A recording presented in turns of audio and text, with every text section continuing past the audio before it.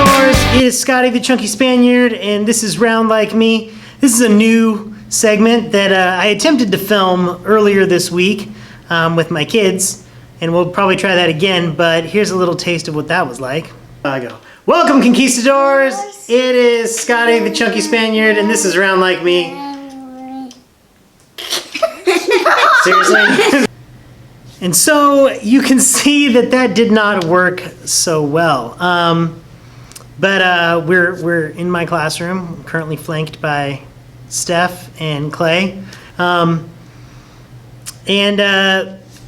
Being in my classroom, I thought that I would film this new segment that is answering questions my students have asked me. There are a lot of times as a teacher where kids ask random questions that derail the entire conversation, or the lesson, rather.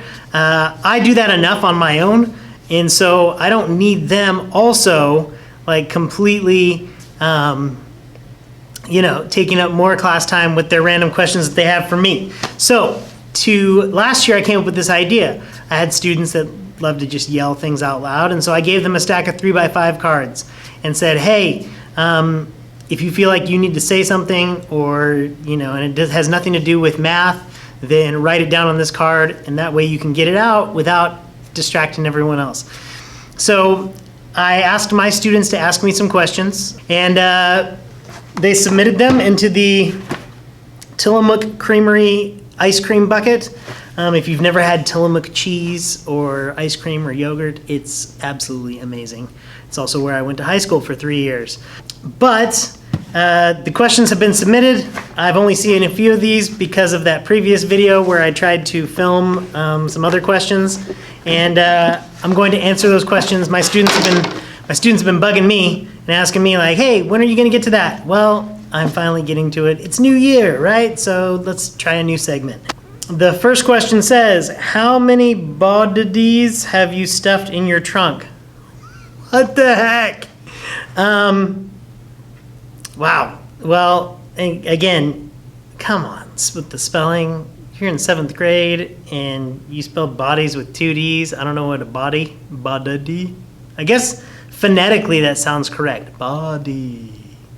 But I don't have a trunk. I have a truck. So there's a bed of the truck, and there have been no humans or bodies of any kind stuffed in that trunk. That's a weird one. Okay, hopefully this next one is a little bit better. Oh my gosh. Search up Lachlan or Aaliyah and say if you like either of them. No. I'm not gonna take the time to do that, seriously. Am I your favorite student? From Avery and Kennedy. Well, Avery and Kennedy, that's like when people say, when I used to work at Safeway, the grocery store, and I'd ask customers, would you like paper or plastic? And they say yes. You guys are saying, am I your favorite student? And there's 2 of you listed there. Just because you don't even know how to say, are we your favorite students? That answer would be no. Sorry. Am I your favorite student? What is your biggest pet peeve about your kids? Now, this is a tough one because there's my kids at home and my kids at school. Let's start with school. My kids at school, my biggest pet peeve is lack of effort. That's probably one of the biggest things. When you have kids that are fully capable, kids that are being given this education basically for free, and you're not taking advantage of it, and you're not trying.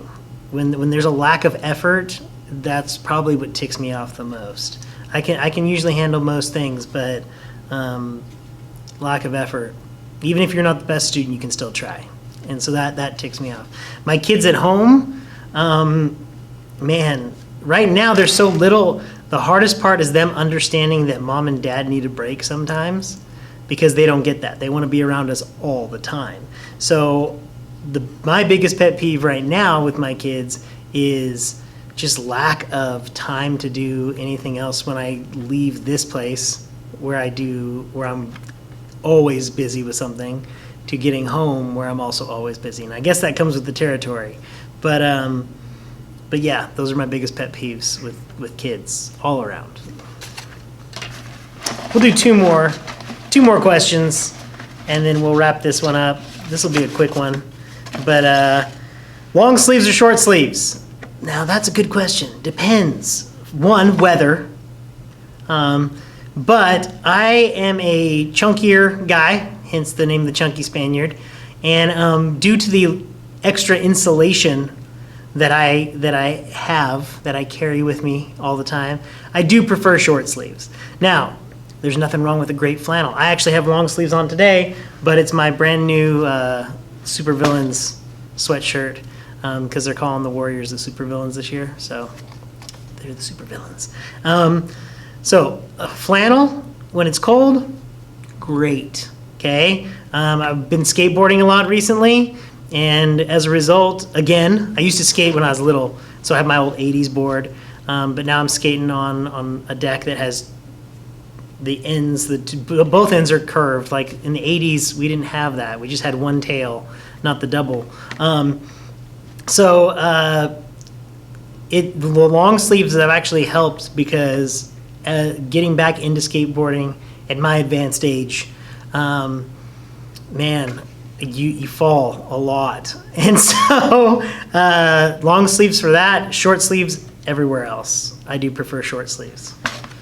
And the last question of the day. What's your favorite flavor of ice cream? I don't know. What's your favorite? What's my favorite flavor?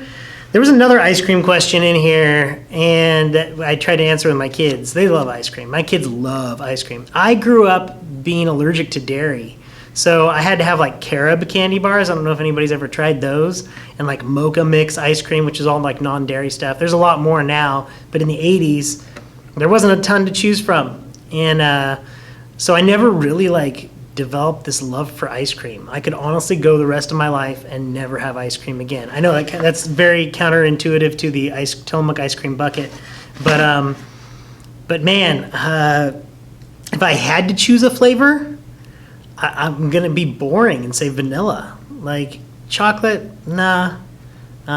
Strawberry, meh. Mint and chip, no. Mint anything, okay, other than an actual mint or gum is disgusting to me. I hate like a peppermint mocha, mint stuff. Why would you do that? You're ruining perfectly good chocolate.